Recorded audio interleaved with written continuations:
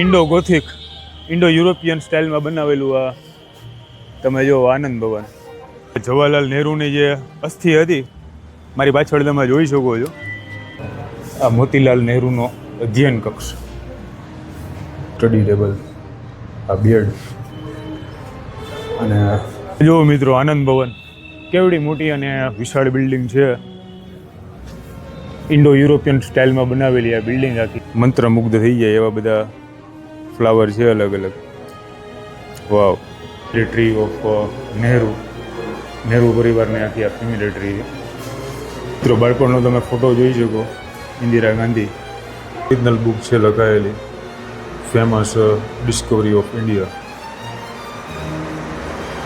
અને આ ફોટો જુઓ તમે આઝાદી મળ્યો ત્યારનો. ગાંધીજીથી લઈને બધા જે સ્વાતંત્ર્ય સેનાનીઓ હતા એ આ જ રૂમમાં મિત્રો બેસીને અહીંયા બેઠક કરતા. તમે જુઓ આ વિશાળ હોલ.